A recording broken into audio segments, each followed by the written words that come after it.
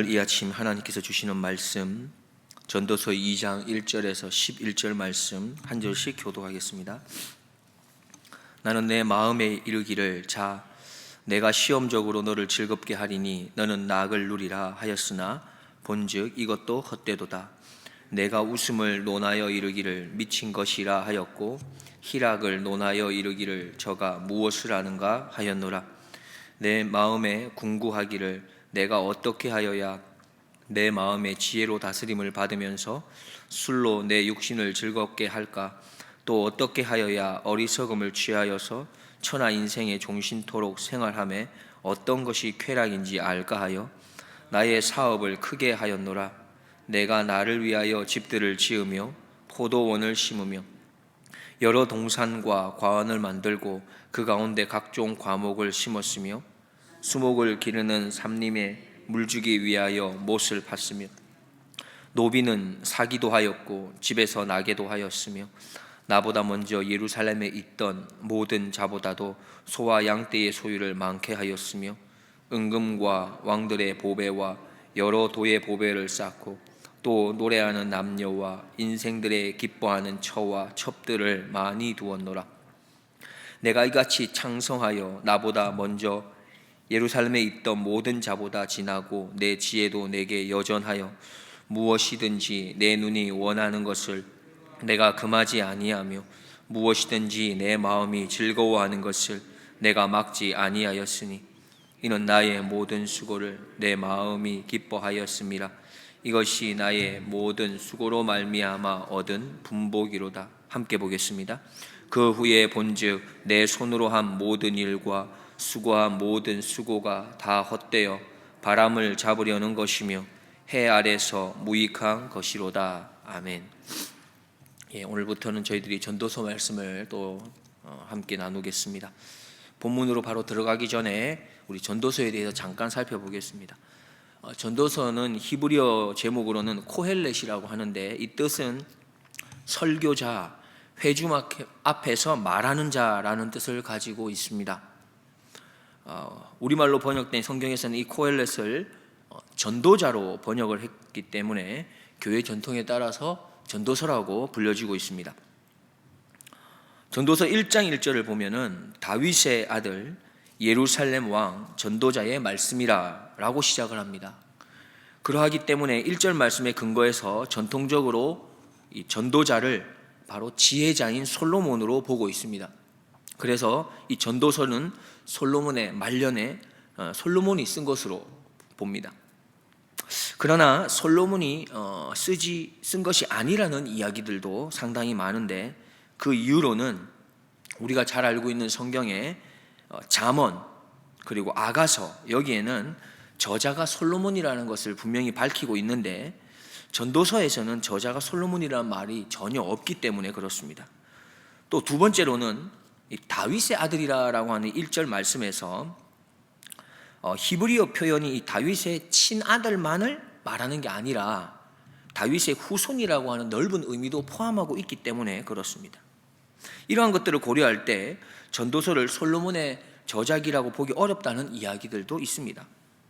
전도서의 저자가 누구인지 확실하진 않지만 이 전도서 전체 내용을 보면은 결국 말하고자 하는 게 무엇이냐 하면 핵심적인 인물이 바로 솔로몬에 대한 내용을 담고 있다는 것입니다.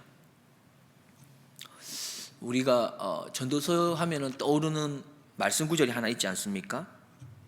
헛되고 헛되니 모든 것이 헛되도다.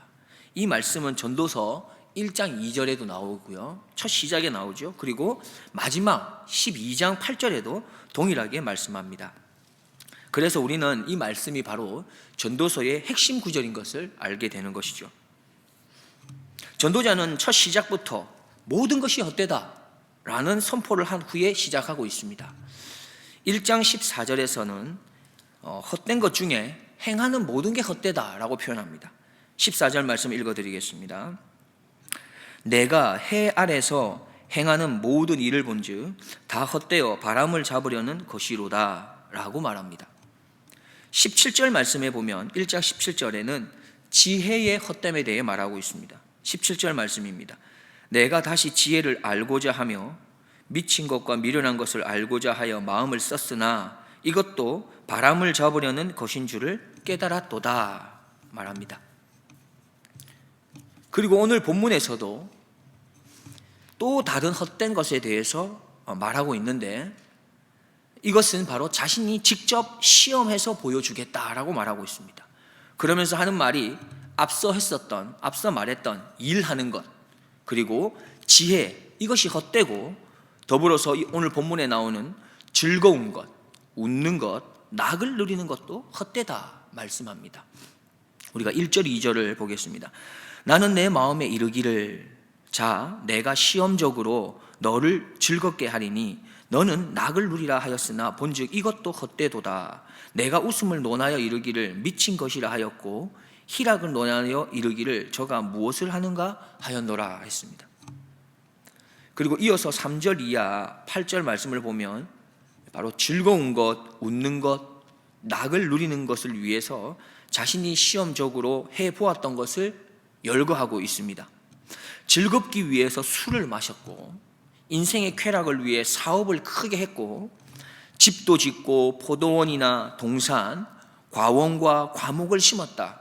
노비도 많았었고 소와 양떼도 많이 가졌다고 말합니다. 음과 금도 많았으며 처와 처첩들도 많이 두었다고 이야기합니다. 계속해서 9절과 10절입니다.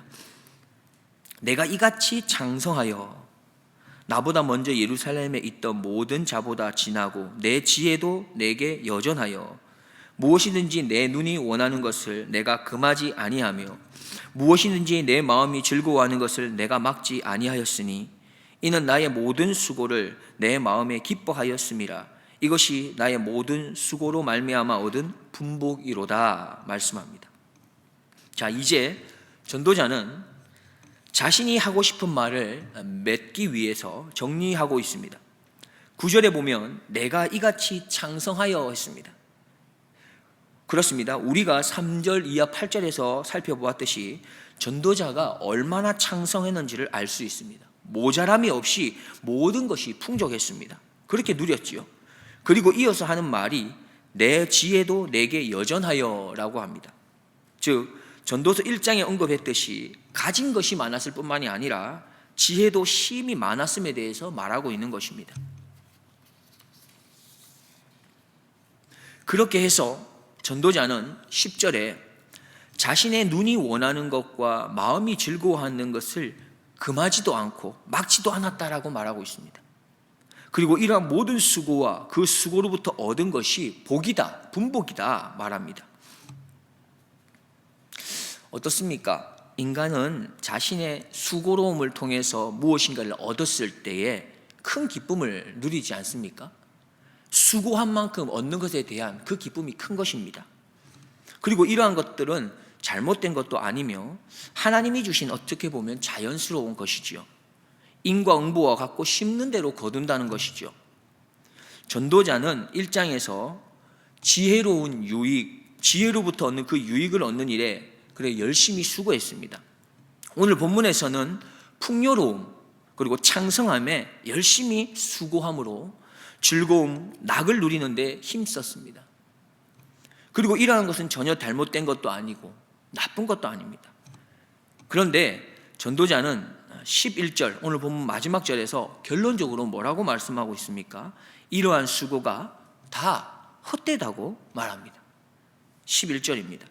그 후에 본즉 내 손으로 한 모든 일과 수고한 모든 수고가 다 헛되어 바람을 잡으려는 것이며 해 아래서 무익한 것이로다 했습니다. 즉 전도자가 말하고 싶은 것은 이러한 것이지요. 내가 시험적으로 즐거움, 낙을 누리기 위해 술을 마셔보았는데 그것이 잠시 위로나 기쁨을 주었지만 결국에는 무익한 것이었다라고 말합니다.